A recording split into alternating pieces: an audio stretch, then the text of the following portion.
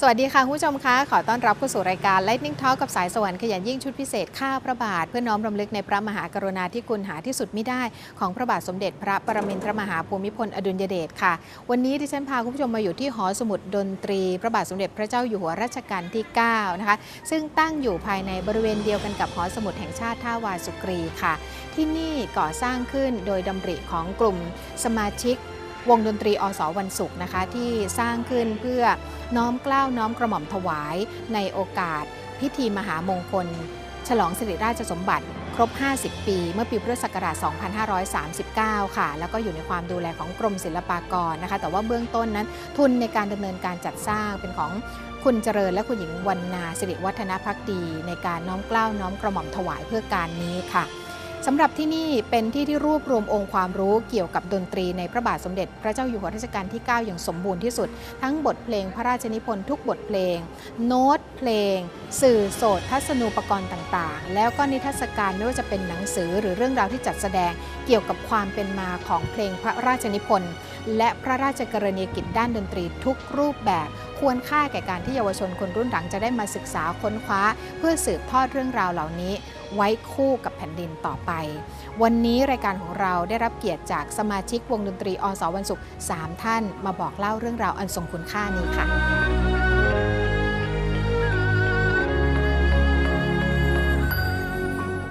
และในวันนี้ดิฉันได้รับเกียรติอีกครั้งหนึ่งนะคะจากผู้เชี่ยวชาญในด้านดนตรีที่ได้เคยถวายงานใกล้เบื้องพระยุคลบาทพระบาทสมเด็จพระปรมินทรมหาภูมิพลอดุลยเดชและเป็นสมาชิกวงดนตรีอสวันศุกร์ในพระองค์ท่านทั้ง3ท่านเลยนะคะท่านแรกอาจารย์นนท์บูรณะสมภพค่ะสวัสดีครับ สวัสดีค่ะท่านที่2นะคะอาจารย์สุวิทย์อังสวานนท์ค่ะสวัสดีค่ะอาจารย์สุวิทย์ค่ะ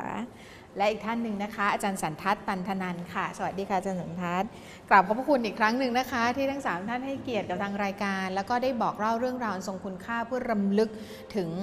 พระมหากรุณาธิคุณของในหลวงรัชกาลที่ 9ฝากไว้ให้แผ่นดินนี้นะคะวันนี้จะเป็นเรื่องของหอสมุดดนตรี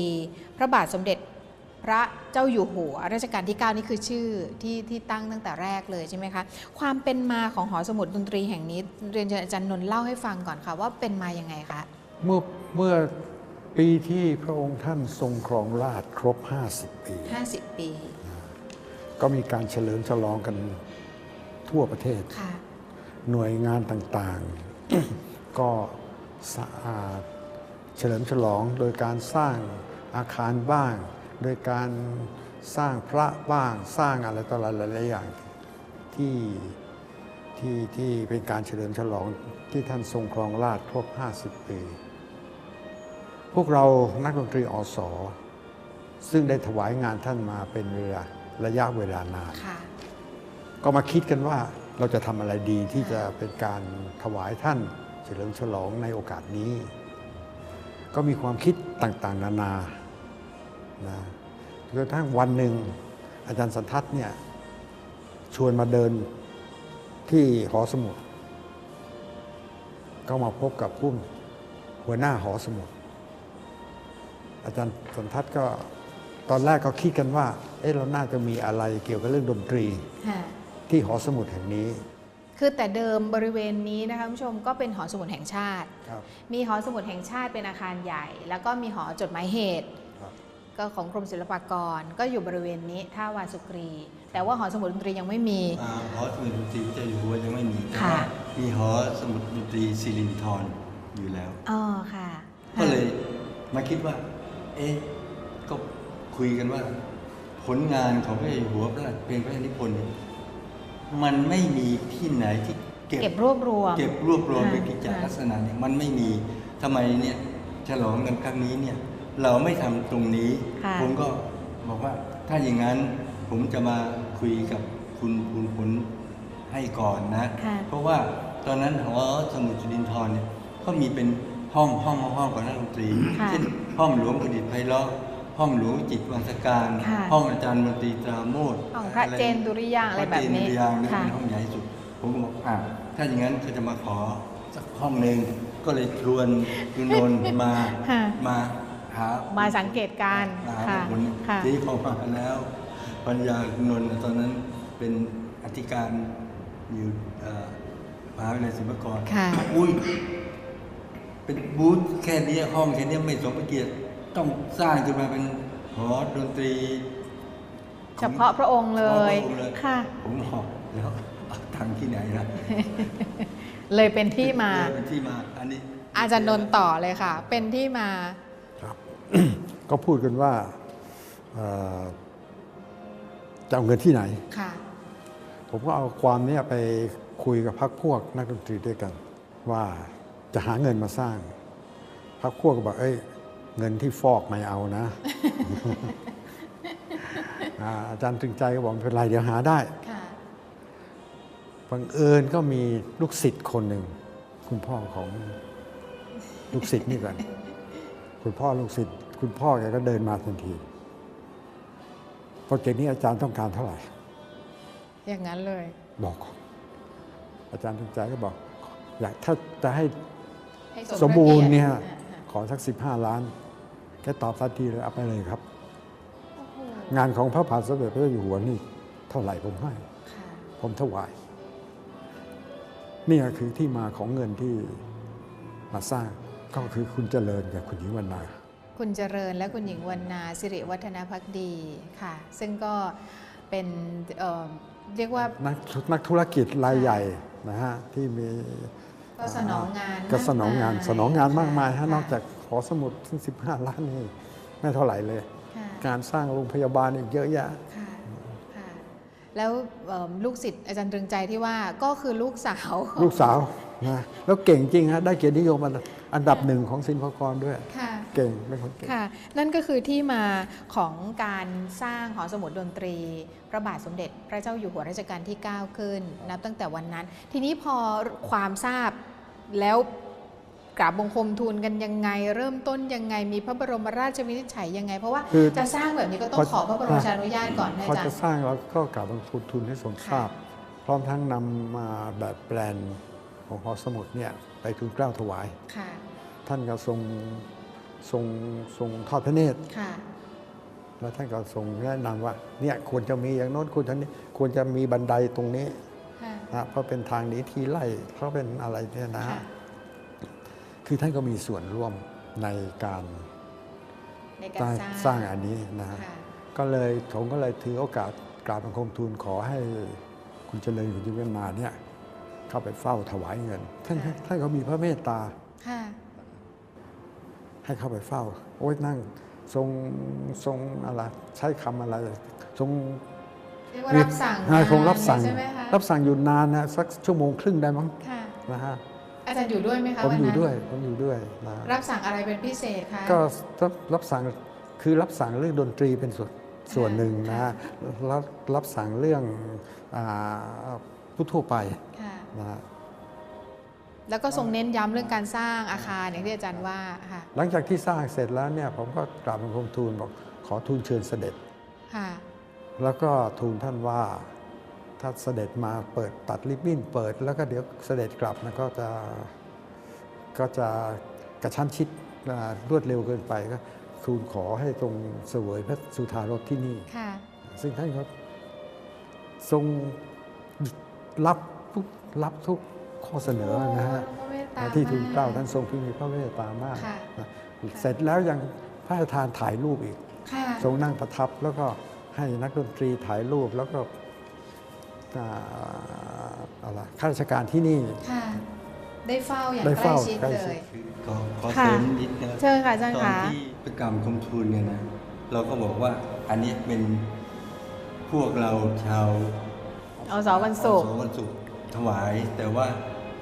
เรื่องทุนเนี่ยทางคุณนนท์ก็ไปหามา ค่ะ ได้โดยจากคุณเจริญอะไรเนี่ยแต่ว่างานนี้เราทำแล้วเรามาทำขึ้นมาแล้วเนี่ยเราจะให้เป็นกับกรมศิลปากร ค่ะ เป็นของราชการ แต่ว่าทำเริ่มแล้วมาโดยพวกเรา ค่ะ เพราะฉะนั้นเราได้ดำเนินเรื่องไปคือว่าบอกให้ทางอธิบดีกรมศิลปากรทราบ เพื่อที่จะขอที่ ค่ะ ขอที่ตรงนี้แล้วก็ขอที่จะเข้ามาสร้างเสนอแบบแปลนว่าทำต่อจาก หอสมุดดนตรีเดิม หอสดนตรี พระเทพ สมเด็จ ค่ะ สิรินธร สิรินธร อะไรอย่างนี้นะ ค่ะ คือสรุปแล้ว พระองค์ทรงทราบตลอ ตั้ ด ง เว แต่ ลา ต้น ในรายละเอียดแต่ว่าคือเราต้องให้ต่อให้ทราบว่าจะทำอะไรยังไง ค่ะ แม้กระทั่งว่าจังนนท์ก็เลย สร้างเสร็จก็ อาแบบแปลนไม่เสร็จแล้วเอาแปลนมาให้ดู ค่ะ ท่านถึงก็สั่งว่าตรงนี้ให้มีประตูมีทางขึ้นมีอะไรเงี้ยเรียนรายละเอียดซึ่งก็ยังสรุปแล้วคือพระองค์ทรงทราบรายละเอียดทั้งหมด อยู่ในพระบรมราชวินิจฉัยตลอด อยู่ในพระเนตรพระกันตลอดไม่ใช่เหมือนกับที่อื่นๆที่บางทีอาจจะสร้างเสร็จแล้วทูลเกล้าทูลกระหม่อมถวาย หรือว่าน้อมเกล้าน้อมกระหม่อมถวา แล้ว ย ที่สำคัญเราทำเนี่ยจะเป็นเสร็จแล้วจะเป็นของกรมศิลปากร ค่ะ เป็น เป็นสมบัติของชาติราชการมาบริหารจัดการ อ๋อ ก็เลยเป็นที่นั่น อยู่ที่สำคัญที่สุด ค่ะอาจารย์ รับสั่งว่า หอสมุด จะเป็นหอสมุดเป็นห้องสมุด และให้เป็นห้องสมุดนะไม่ใช่พิพิธภัณฑ์ไม่ใช่ห้องเก็บของนะรับสายตาเพราะท่านเราเลยสิ่งที่กลัวที่สุดพยายามจะทำว่านี่ไม่ใช่ห้องเก็บของ ไม่ใช่ห้องเก็บของของท่านนะ ค่ะ แต่ว่าต้องเป็นห้องสมุด หอสมุดต้องมีกิจกรรมมีสาระความรู้ที่จะให้ประชาชน ประชาชนต้องมีส่วนร่วม ต้อง สืบค้นได้ทำอะไรได้ ครับ ทำกิจกรรมได้เพื่อให้มันเกิดคุณูปการอย่างแท้จริงไงใช่ไหมคะ พระราชดำรัสทุกอย่างเนี่ยจะต้องมีผู้รับสนองพระบรมราชโองการ ค่ะอาจารย์ นะฮะก็ถึงได้เชิญรัฐมนตรีมา เพราะท่านมีพระองค์ท่านทรงมีพระราชดำรัสเนี่ยต้องมีผู้รับสนอง ค่ะ ต้องมีผู้หลักผู้ใหญ่ที่จะสั่งการต่อได้ ที่รับสนอง ว่าจะอย่างไรค่ะค่ะ อย่างนี้นี่เองทีนี้หอสมุดดนตรี พระบาทสมเด็จพระเจ้าอยู่หัวรัชกาลที่ 9 นับจากวันนั้นคือเสด็จครั้งเดียวใช่ไหมคะเสด็จแค่ครั้งเดียว หลังจากนั้นก็อยู่ในการบริหารจัดการของกรมศิลปากร แล้วก็อาจารย์ก็มาดูแลกันอยู่เนืองๆมาให้คำปรึกษาบ้างอะไรบ้าง บางครั้งมีงานที่จัดเป็นการแสดงดนตรีหรือนิทรรศการที่จะเฉลิมพระเกียรติ หรือรำลึกถึงพระองค์ท่านในวาระโอกาสสำคัญอาจารย์ก็จะมากัน ครับ แบบนั้น ครับ ใช่ไหม ครั คะ บ อาจารย์คะอาจารย์คิดว่าความรู้ทางด้านดนตรี โดยเฉพาะอย่างยิ่งดนตรีในพระบาทสมเด็จพระปรมินทรมหาภูมิพลอดุลยเดชมีคุณค่าอย่างที่อยากจะบอกให้คนรุ่นหลังยังไงบ้างนะคะเดี๋ยวเชิญทั้ง3คนช่วยกันอภิปราย เพราะว่าทั้ง3ท่านอาจจะแตกประเด็นคนละแง่มุมกันไปนะคะแต่ว่า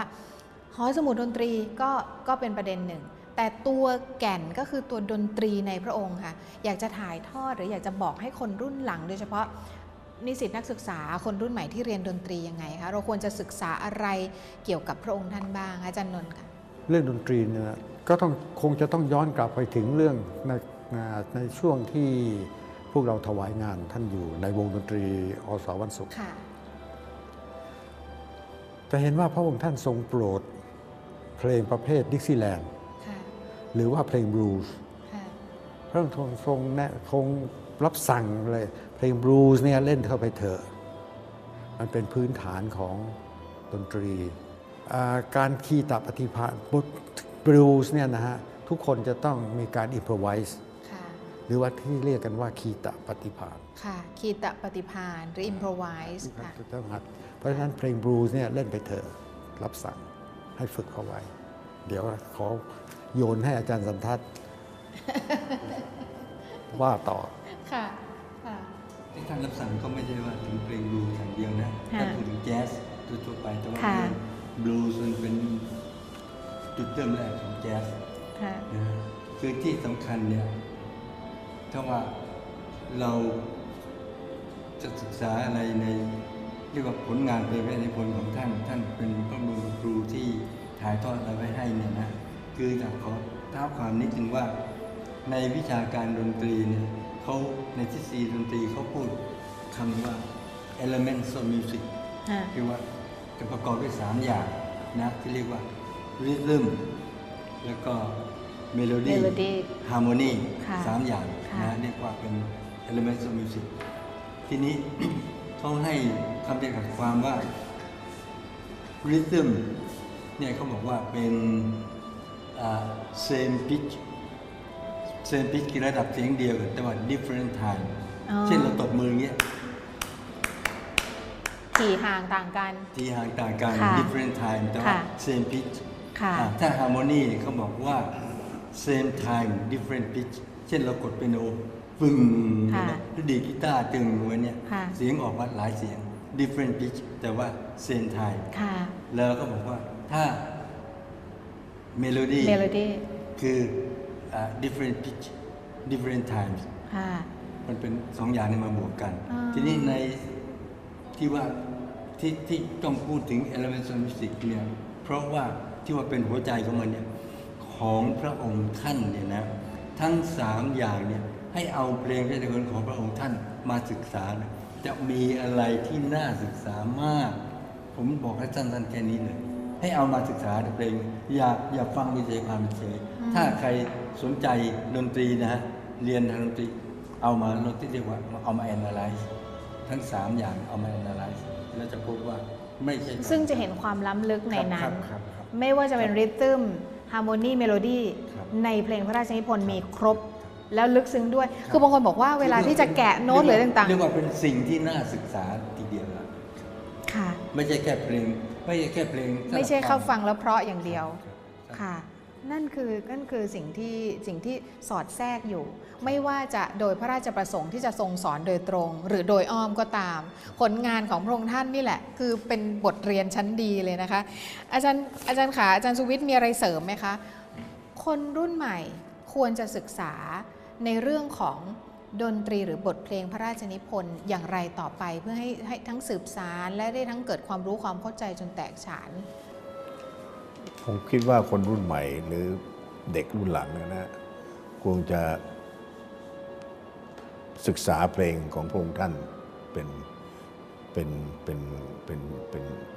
แนวคิดต่อไปในอนาคต เพราะว่าเพลงของพระองค์ท่านเนี่ยมีทุกรูปแบบที่ท่านทรงแต่งเนี่ยนะครับ ทั้งจะเป็นแจ๊สเป็นดิกซีแลนด์แจ๊สจะเป็นคลาสสิกครบถ้วนนะฮะเพราะฉะนั้นอันเนี้ยเป็นสิ่งสำคัญที่เยาวชนของไทยนะของประเทศเราเนี่ย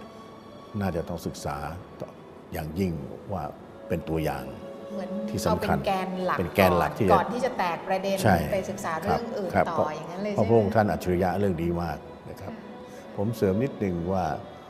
ที่เท่าเข้าใจที่อาจารย์สันทัศน์กับอาจารย์นนท์พูดที่คุณสายสวรรค์พูดถึงเรื่อง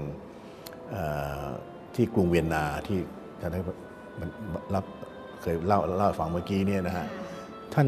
ที่เข้าใจว่าท่านเป็นพระองค์เดียวนะฮะที่เป็นชาติทางเอเชียที่ได้รางวัลอันนี้ไม่มีคนอื่นนะครับมหาประเทศไทยเนี่ยต้องภูมิใจประเทศเรานะคนชาวไทยพระองค์เดียวที่เป็นชาวเอเชียใช่ไหมที่ได้รางวัลจากที่อยู่ในเขาเรียก Hall of Fame Hall of Fame ในกรุง สถาบันดนตรีที่เวียนนา ใช่ ค่ะ นี่คือ สุดๆ เป็น นะ พระอิจฉริยภาพอย่างหนึ่งที่อาจจะเป็นส่วนผสมที่หล่อหลอมตั้งแต่ครั้งทรงพระเยาว์ทำให้ทรงเจริญวัยมาพร้อมๆกับเสียงดนตรี แล้วก็ความเป็นศิลปินของพระองค์ท่าน ย้อนกลับไปตั้งแต่สมัยที่ประทับอยู่ที่โลซานเมื่อครั้งทรงพระเยาว์นั่นก็คือทรงดนตรีแล้ว อาจารย์นนท์บอกว่ามีเรื่องที่คนทั่วไปไม่ค่อยทราบจริง ๆ ก็มีวงดนตรีตั้งแต่อยู่โลซานแล้วป่ะคะ ท่านพระประธานชื่อว่าวงดนตรีกระป๋อง วงดนตรีกระป๋อง ตั้งแต่ยังทรงพระเยาว์เลยเหรอคะ ผมไม่ได้อยู่ในเหตุการณ์ ค่ะ เพราะฉะนั้นผมพูดไปเดี๋ยวจะผิด ค่ะ นะแต่ว่าที่ผมนำมาเนี่ยคือผมได้รับฟังจากพันเอกอาราม รัตนกุลเสรีเลืองฤทธิ์ ค่ะ เล่าให้ฟัง ค่ะ นะผมก็ได้เขียนได้เท่านั้นแหละ ค่ะ นะทีนี้เสริมอีกนิดหนึ่งพระปรีชาเนี่ยนะจะเห็นว่าศิลปินที่แต่งเพลงในต่างประเทศทั้งหลายเนี่ยมักจะอยู่ในสไตล์เดียวนะคนแต่งเพลงมาร์ชกับมาร์ชอยู่นั่นนะ ค่ะ หรือว่าสตาร์ก็ส่วนใหญ่ก็จะเป็นสตาร์วอลตลอดนะหรือว่าเกิร์ชวินหรืออะไรเกิร์ชวิน ทางใดทางหนึ่ง ก็ เท่า ใด นั้น ทางง ส่วนใหญ่ใช่ไหมคะ พระองค์ท่านนี่มีทุกทางฮะกินนารีสวีทนี่ก็คืออะไรเขาเรียกอะไรดราม่าหรืออะไรอย่างเงี้ยนะฮะเป็นบัลเล่ต์ ที่เข้าไปแสดงเป็นบัลเล่ต์ ทั้งคลาสสิกทั้งแจ๊สทั้ง มาร์ชท่านก็ทรงมาร์ชราชวรลบมาร์ชทรงไทยเฉลิมพลมาร์ชอะไรต่าง ทุกแนวเลย ๆ นะ นะเพลงที่เป็นป๊อปไม่ว่าจะเป็นโอไอเซหรือว่า มีทั้งเพลงรัก มีทั้ง ครบถ้วน เพลงที่ หวาน สอนทางหวานทางอะไรต่าง โรแมน หรือ ติก อย่างนั้นเนี่ยเพลงละตินท่านก็แต่ง ๆค่ะ ระมหามงคล ค่ะ เพลงแทงโก้เพลงมัมโบ้ ลาตินท่านก็ทำได้ ให้เขาทรงพระราชนิพนธ์ได้ เนี่ยค่ะคำถามหนูคือว่าเวลาเราเชิญบทเพลงพระราชนิพนธ์มาถ่ายทอดต่อ เราต้องตีความให้ถูกต้องแล้วก็บรรเลงถูกต้องโน้ตถูกต้องท่าทีบรรยากาศบุคลิกต้องถูกต้องเป๊ะไหมคะหรือว่าเราสามารถที่จะมีการประยุกต์เลยต่างๆ ได้คือห้ามเลยนะคะอาจารย์ คงไม่มีอะผมคิดว่าอย่างบางเพลงเยอะแยะเป็นอย่างสมมติว่าเพลงแสงเทียน ค่ะ แล้วเล่นได้จะเป็นเพลงลักษณะเพลงเศร้าๆเนิบๆแต่บางคนก็เล่นเป็นเราเรียกว่าสโลลาตินก็ได้คือเพลงของท่าน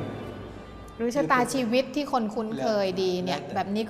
ก็มีทั้ง ชะตาชีวิตจะเล่นให้เศร้าหรือว่าจะเล่นให้ค่อนข้างจะบางที กระชับก็ได้ แต่ว่าจริงๆมันแล้วมันมีหลักไหมคะอาจารย์ว่า เช่นตรงนี้สามารถที่จะกระชับได้อะไรได้มีลีลาที่แล้วแต่ตีความได้ แต่บางอย่างนี่ห้ามเปลี่ยนอะไรเงี้ยมีไหมฮะ ไม่เคยปรากฏว่า ไม่ ท่าน ไม่ ท เหรอคะค่ะ ทำได้ อ๋อพระเมต ำหลา ตาก หลาม าย ก เนื้อเพชร เนื้อเพชรดีมาแล้ว คุณจะเจรนายของคุณ ถ้าฝีมือคุณถึงคุณก็เจรนายได้งามเป็นที่สุด ค่ะและที่หอสมุดดนตรีพระบาทสมเด็จพระเจ้าอยู่หัวรัชกาลที่ 9 นี้นะคะก็เป็นแหล่งข้อมูลสำคัญที่จะคงรักษาอนุรักษ์ในบทเพลงพระราชนิพนธ์ผ่านสื่อต่างๆ ทุกๆอย่างตั้งแต่มาที่นี่ก็จะเห็นตั้งแต่ยุคแผ่นเสียง จนกระทั่งคาสเซ็ตซีดีอะไรต่างๆนะคะก็พัฒนาการมาตามยุคตามสมัย แล้วก็มีอุปกรณ์สื่อ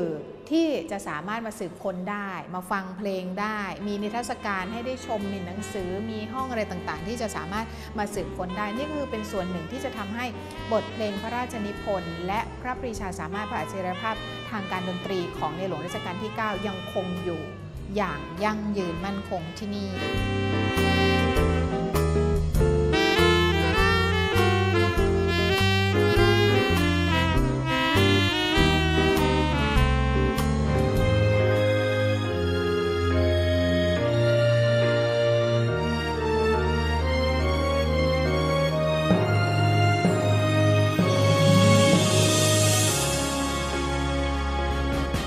เมนูไข่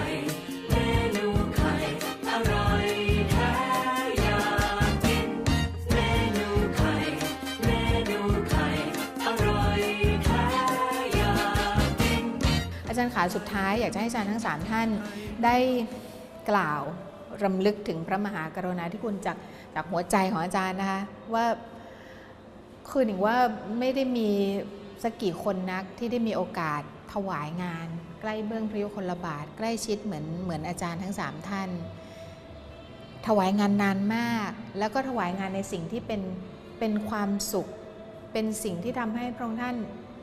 ทรงพระเกษมสำราญซะด้วย เพราะว่าเป็นสิ่งที่พระองค์ทรงรักก็คือการดนตรี อาจารย์อยากจะกล่าวในช่วงโอกาสนี้ไว้ในรายการอย่างไรเรียนเชิญอาจารย์นนท์ค่ะ พระมหากรุณาธิคุณที่มีต่อพวกเรานะชาวอสวันศุกร์เนี่ยมากมายมหาศาลผมขอสรุปในเรื่องรวมๆก่อนดีกว่า แล้วเดี๋ยวรายละเอียดให้สองท่านได้กล่าว ทรงมีพระเมตตาสารทุกข์สุขดิบของพวกเรานะเจ็บไข้ได้ป่วย หายไปท่านก็ถามว่าหายไปไหน เจ็บป่วยหรืออะไรประเภทอย่างเงี้ยนะฮะเรื่องของพระเมตตาที่หลายๆอย่างซึ่งทุกคนก็ได้รับคือเราขอพระราชทานเราจะแต่งงานก็ขอพระราชทานน้ำสังท่านก็พระราชทานให้ตอนผม60ขอพระราชทานน้ำสังท่านก็พระราชทานให้ขอพระราชทานถ่ายรูปท่านก็ขออะไรท่านก็ให้ซึ่งนี่คือพระเมตตาที่มีต่อพวกเราโดยสรุปค่ะอาจารย์นนท์ค่ะอยากจะบอกคนรุ่นใหม่ยังไงคะ อยากจะบอกว่าหลังจากที่พระองค์ท่านเสด็จสวรรคตเนี่ยนะฮะอยากให้ไปอ่านคำไว้อาลัยของผู้นำของโลก ทุกคนหลายท่านอย่างประธานาธิบดีปูตินเนี่ยบอกว่านี่คือ King of the King พระมหากษัตริย์ซึ่งไม่เคยออกรบแต่ชนะใจคนทั้งโลก นี่คือตัวอย่างนะขอให้ไปศึกษา คำไว้อะไรของผู้นำของประเทศต่าง ค่ะ ค่ะ เท่านี้ก็จะได้สะท้อนให้เห็นถึงสิ่งที่ทั่วทั้งโลกยอมรับพระองค์ท่านนะคะ แล้วก็นับถือพระองค์ท่านเช่นเดียวกับคนไทยที่มีความรู้สึกจงรักภักดี แล้วก็รักเทิดทูนพระองค์ท่านสุดชีวิตกันนะคะ อาจารย์สุวิทย์ค่ะ ผมก็อยากจะเรียนว่า อย่างที่คุณนนท์พูดเมื่อกี้เนี่ยในความพระเมตตาของท่านที่ทรงพระราชทานให้แก่นักดนตรีอสและครอบครัวนะครับไม่มีอะไรมาทดแทนได้ นอกจากเคยปรารถนาตัวว่าเราจะรวมทั้งสอนลูกหลานนะฮะให้ดำเนินรอยตามที่ท่านทรงทำไว้ถ้าเป็นตัวอย่างนะฮะแล้วก็ไม่มีอะไรทดแทนได้ในโลกนี้ที่ว่าจะมามีพระมหากษัตริย์ที่ทรงพระเมตตาและมีความสามารถแล้วก็ดูแลทุกสุขตลอดซึ่งทุกคนเข้าใจดีนะฮะอันนี้ผมจึงขอรับใส่ข้าวไปตลอดชีวิตว่าไม่มีอะไรที่จะทดแทนท่านได้นะฮะทดแทนบุญคุณของพระองค์ท่านค่ะแล้วคนรุ่นใหม่ควรจะสานต่อยังไงคะอาจารย์ ครับก็อยากจะสานต่อว่าให้คนรุ่นหลังเนี่ยนะฮะไม่ใช่ว่าเพราะผมได้เข้าเฝ้าใกล้ชิดอย่างพวกเรานะแต่ว่าท่านก็ทรงเมตตาเหมือนกันหมดนะฮะทุกหมู่เหล่านะครับก็อยากให้ดำเนินชีวิตแบบเศรษฐกิจพอเพียงนะครับเท่านั้นนะครับพระทรงสอนเรื่องนี้ ทรงสอนเรื่องนี้ มาก ซึ่งคิดว่าจำเป็นมากกับชีวิตของชาวไทยเรานะ จะได้ไม่มีทางจะได้ไม่มีทางตกต่ำนะครับค่ะค่ะอาจารย์คะอาจารย์สันทัศน์ค่ะครับถ้าพูดถึงในแง่ส่วนตัวนะครับก็รู้สึกภูมิใจที่ได้รับใช้สนองพระยุคลบาทในวงดนตรีนะฮะอันนี้ก็เป็นการรับสนองพระยุคลบาทส่วนพระองค์แต่ในฐานะพลเมืองเป็นราษฎรข้าราชการชาวไทยคนไทยผมก็คิดว่าเราต้องสนองพระยุคลบาทในตามหน้าที่ของเราที่เรามีหน้าที่อะไรนะฮะอันนี้สนองพระยุคลบาทในหน้าที่ที่เป็นองค์พระมหากษัตริย์ครับตอนนี้อย่างผมที่เรียนมาก็เรียนมาทั้งด้านสถาปัตย์และทางการศึกษานะฮะตัวนี้ก็อายุขนาดนี้แล้วเราก็พ้นจากการปฏิบัติหน้าที่แต่ว่าเราก็ต้องยังคิดถึงหน้าที่ของเราที่เราจะทำอะไรได้ โดยเฉพาะสมเด็จพระนางเจ้าได้ทรงตั้งคลังสมองขึ้นมาได้รับสั่งว่าคนที่มีอายุมากเนี่ยเกษียณแล้วเนี่ยก็ยังแข็งแรงยังมีความคิดที่สำคัญมีประสบการณ์คนรุ่นใหม่ขึ้นมานี่เขามีความคิดมีวิจัยการใหม่ๆแต่สองพวกนี้ต้องทำงานร่วมกันผมก็เลยมาคิดว่าเราเนี่ยหน้าที่ที่จะสนองพระยุคลบาททั้งส่วนพระองค์และก็โดยหน้าที่ที่ชาติศาสนาพระมหากษัตริย์เราก็มีหน้าที่อยู่แล้วและคิดว่าชาวไทยทุกคนก็มีหน้าที่นะที่ทราบคือสารวันว่าถ้าให้รุ่นน้องรุ่นต่อไปจะทำยังไงก็อย่างที่ว่าเนี่ยเราเป็นประชาชนคนไทยต้องทำงานสนองพระยุคลบาทตลอดไปทุกพระองค์นะฮะค่ะกราบขอบพระคุณทั้ง3ท่านมากๆนะคะที่วันนี้ให้เกียรติมาบอกเล่าเรื่องราวที่ทรงคุณค่าให้รำลึกถึงพระองค์ท่านค่ะและนี่ก็คืออีกหนึ่งเรื่องราวอันทรงคุณค่าที่ทำให้เราได้รำลึกถึงพระมหากรุณาธิคุณหาที่สุดมิได้ของพระบาทสมเด็จพระปรมินทรมหาภูมิพลอดุลยเดชค่ะวันนี้ Lightning Talk กับสายสวรรค์ขยันยิ่งชุดพิเศษข้าพระบาทลาไปก่อนสวัสดีค่ะ